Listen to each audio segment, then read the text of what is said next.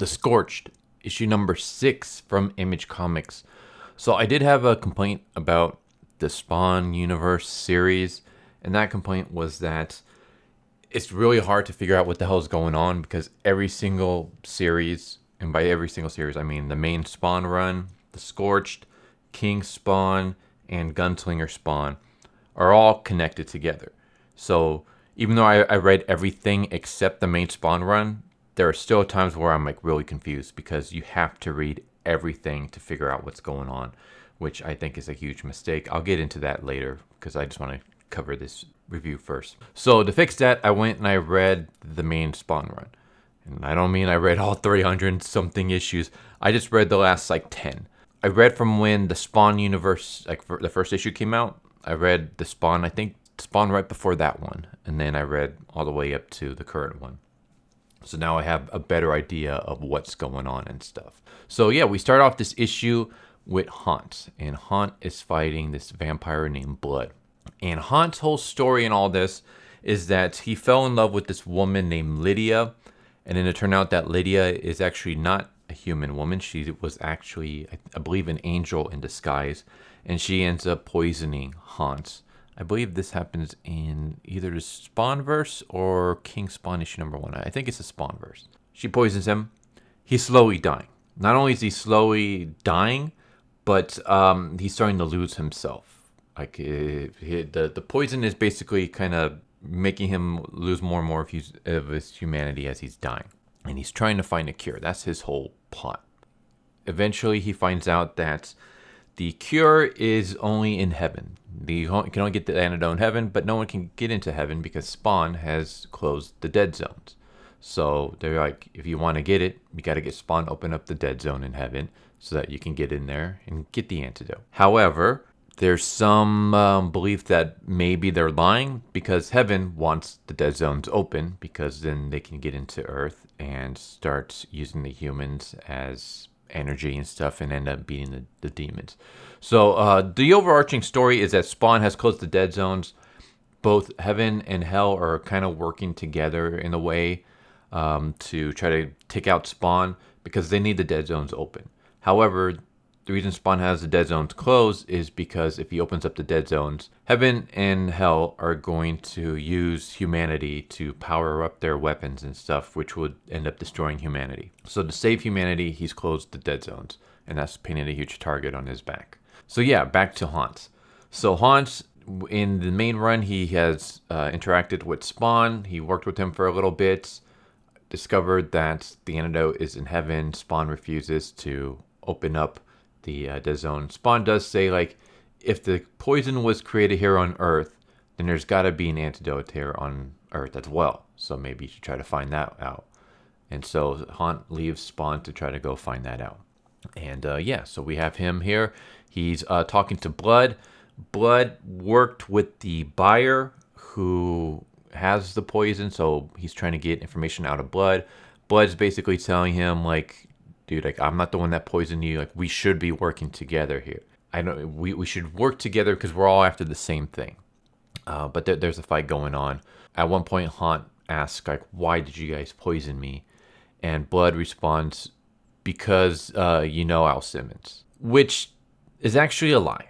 Because Haunt doesn't meet Al Simmons until after he's already poisoned. So I wonder if this was just either Blood lying or maybe the writer just forgot and this is a continuity issue.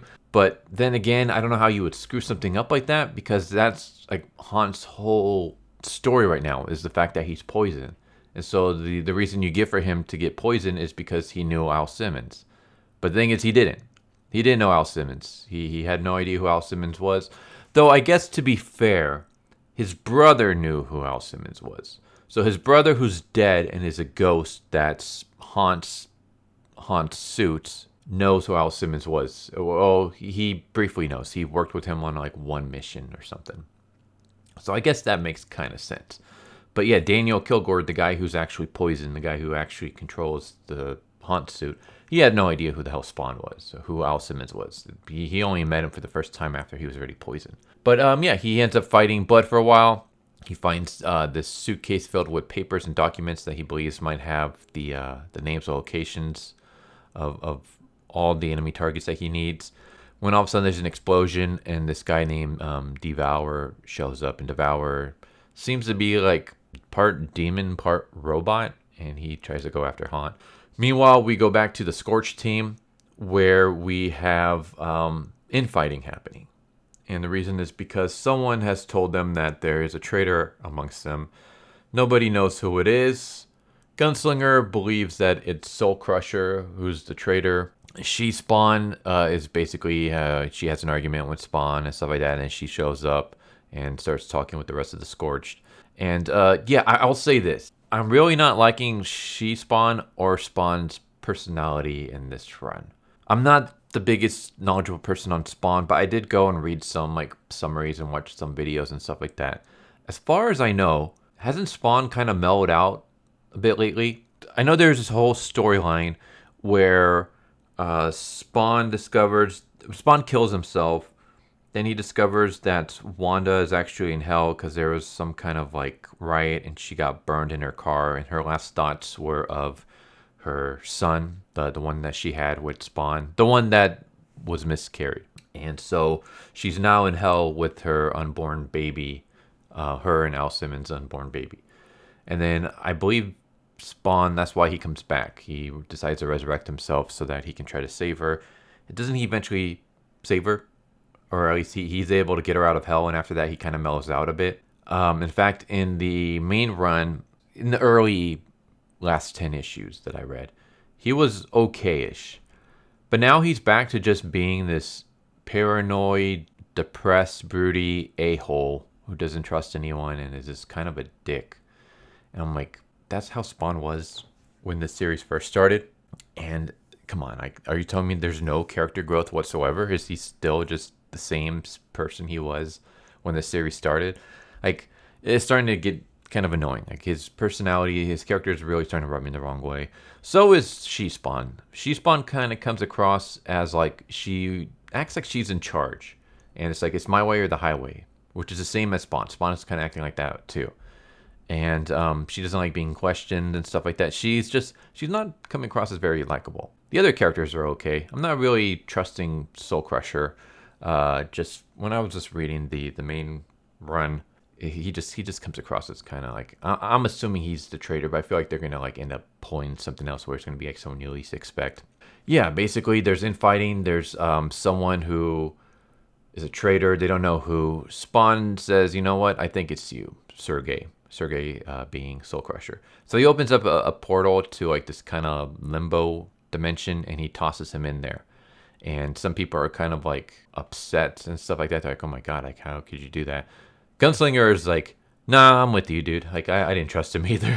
And then Spawn's like, all right, figure out amongst yourself how you guys are gonna fix all this mess. And then he disappears. And then Gunslinger Spawn basically says, if he doesn't want to lead, I'll be happy to step up. And then there's an argument between him and Spawn. I'm not really...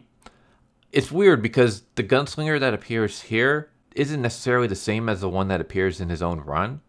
Like here, he comes across as more arrogant and more like butting heads with people. And I'm not saying he's not like that in his own series, but it's not to this degree. So it feels a little bit different. There's a little bit more, but I'm not really going to go through all of it. Basically, yeah, the main story we got here is infighting amongst the Scorched because there's a traitor amongst them and they don't know who it is.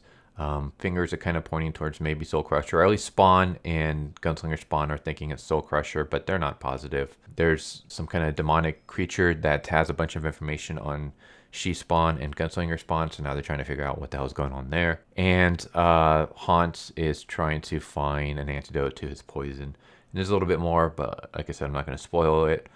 I will say that I wish they had done this whole Spawn universe thing differently.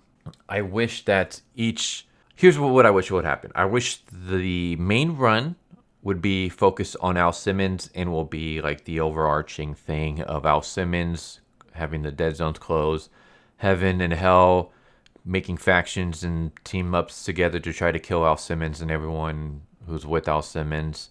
And that can be like the big thing there. And then I wish each individual series, like the Scorched, Gunslinger Spawn, and King Spawn, I wish those were basically adventures of those characters in their own little, like during this arc, but not have them constantly connecting with each other. I guess the best way to explain it would be, it'd be like if you had a main Star Wars run, and then let's say the original trilogy. So you have the original trilogy going on, but as that's going on, you have a spin-off of Boba Fett. So Boba Fett is out doing his own thing, and maybe there's a little bit of a connection to the main trilogy, and like, you know, he comes across Han Solo, and maybe like he captures Han Solo in the Carbonites, and now he's trying to deliver it to Jabba the Hutt, and then something happens. Maybe someone steals his ship, and now he has to try to get his ship back as well as Han Solo. Maybe a bunch of bounty hunters are trying to, you know, collect the Han Solo from him, so now he has to fight off a bunch of bounty hunters. But basically, he's doing his own thing set within that universe. So you don't really necessarily need to watch the main run to figure out what's going on in the series in Boba Fett. That's kind of how I wish it was going, but it's not. Instead, you have to read everything. You can't be like me where you just read the spin-offs and not the main run, because then you'll be lost. So I had to go back and read everything just to figure out what the hell's going on. So what I wish they would do is, like I said, have Al Simmons and his storyline be the main Spawn run series. Have the Gunslinger be his own separate story, not connected to anything else, other than here's what Gunslinger Spawn is doing while all this is going on. Then the Scorched. I wish the Scorched were doing their own thing. Take Gunslinger out of the Scorched. That way you don't have to have Gunslinger and the Scorched, you know, you don't have to read both to figure out what's going on with the Scorched. In fact, just have the Scorched be She Spawn, Redeemer, Medieval Spawn, Soul Crusher, and could just be them. And then instead of King Spawn, since King Spawn is Al Simmons and we already have an Al Simmons main run going on, replace King Spawn with Haunt and have that Haunt series be Haunt trying to figure out who poisoned him. Well, he knows who poisoned him, but Haunt trying to figure out like why did they poison him? What do they want from him? Trying to find an antidote, stuff like that. That can be his own separate series. And so, yeah, the overarching connectivity between all of them would be the dead zones are closed. Heaven and Hell are trying to kill Al Simmons and anyone associated with him. That's it. That way everyone can just pick whatever series they want to read and not have to read the rest. That's how I kind of would like they would have done. Another thing would have been cool would be maybe give Noir Spawn, Detective Spawn, who was in the main run. He's dead, but you could have not killed him twice, because he was killed twice. You could have not killed him twice, just killed him once. Because what happened to his story was that he was him, Centaurian Spawn, Pirate Spawn, and I think there was one more other Spawn I don't remember. They were captured by demons, and they end up picking Noir Spawn, Detective Spawn, and they set him to look like he's working with Al Simmons and basically assassinates a politician in broad daylight so that you know, the news will capture it and people will not believe that Al Simmons is on their side.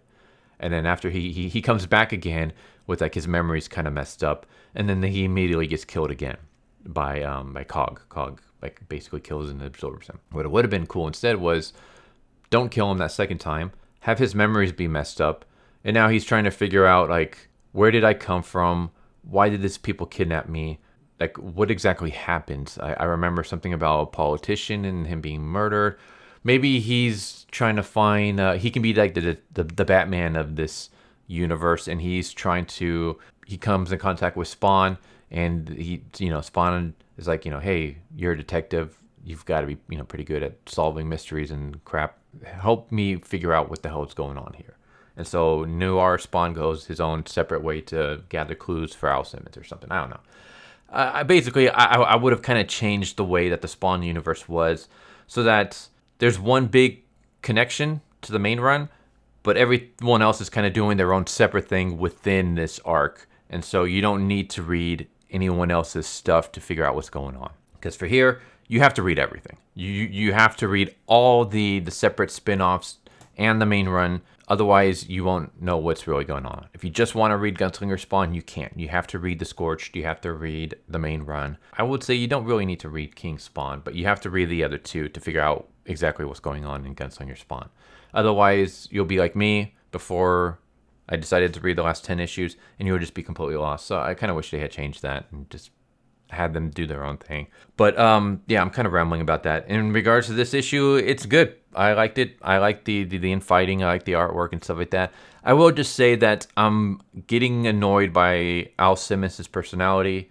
I feel like I mean, does this guy just never have any character growth? Is he just always going to be this way?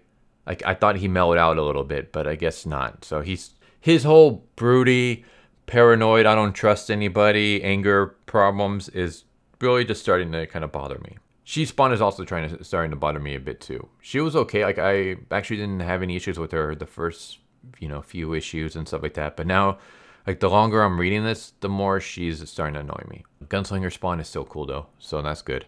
But there you go. The Scorched issue number 6 from Image Comics. Hope you enjoyed. Tell me what you think, and hope to see you next time. Later. So what'd you guys think of that video? Hope you guys enjoyed. If you guys haven't already, please subscribe, hit that bell for a notification, leave a like if you enjoyed the video. And if you didn't enjoy the video, thank you for watching it this far, and I hope the next video is more to your liking. Feel free to check out the playlist that you guys see, and I hope to see you guys next time. Later.